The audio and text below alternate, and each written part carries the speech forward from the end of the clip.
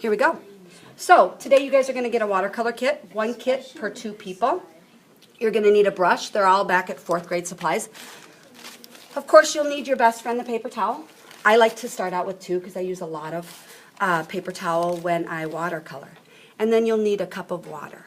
A cup of water per person, I think. The first technique I'm going to show you guys is the watercolor wash. A wash works really well for covering large areas.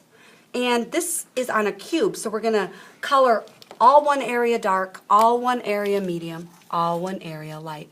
So I'm going to put in a sun for my light source, and that's going to tell me that this should be my lightest, this should be my medium, and this will be my darkest because it's the farthest away from the sun.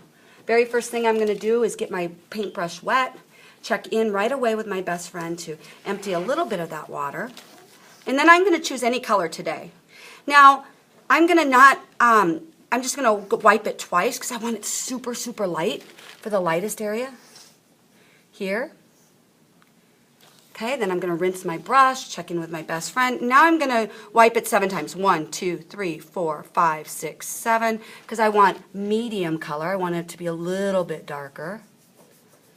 I come back to the paint. So that should be medium. Now the farthest away is going to be your darkest, so this time I'm going to go about 20 times. 1, 2, 3, 4, 5, 6, 7, 8, 10, 11, 12, 13, 14, 15, 16, 17, 18, 19, 20, and this should be my darkest. Now it definitely got darker, that's medium. My lightest looks a little bit too dark, so one thing I can do is take my best friend and just kind of let that go there. So I should have light, medium, dark. The next one is a graded wash. Graded does not mean I'm going to grade this one. It means gradual.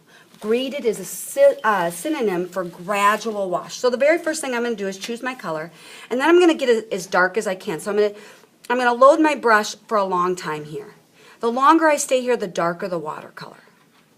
Now I'm going to pretend that my sun is over here, okay? And I'm going to just put a line down here. I'm going to smiley it around there.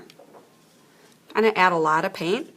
Then very quickly, this has to be pretty quick, I'm going to bring my paint around in like a curve fashion, and then I'm going to actually just bring water over here, and I'm going to bring it together. So it should show from going from dark to light. Now I do a special trick. At the very end, get this really dark. I go on here one more time. You can do that part if you want, and then I'll maybe add some lines so that it looks like it's going around the cone. Graded wash means gradually dark, from dark to light. Now a blended graded wash involves 2 colors. Blended always involves 2 colors. So I'm going to choose 2 colors that make a 3rd color. I'm going to choose blue and I'm going to choose yellow. I'm going to start with yellow because it's lighter. And I really want to get a good amount of yellow here, so I'm loading my brush for a long time over here. I'm not stabbing it, I'm just lightly brushing the top of the paint tin until it gets really juicy. I'm going to put yellow on one side, okay, curve it around. I'm going to quickly wash my brush, check in with my best friend, go to my blue. I felt like I needed a little bit more water with my blue, so here I go. I'm going to load it fairly quickly. I'm going to come around this side, and then I'm going to swirl the 2 together. So eventually it's going to make a green in the middle. Blended graded wash, gradually from dark to light, mixing 2 colors. Now because I see a little white in there, I could go ahead and add a little bit more yellow, if I want, and swirl that around. Now, the last one we're going to do is the wet on wet. Wet on wet, you take just water and you drop it down. Now this is not watercolor paper, so it doesn't work as magical as when you guys get to your actual watercolor paper. But I'm just going to drop these spots of water down, and then I'm going to choose a color.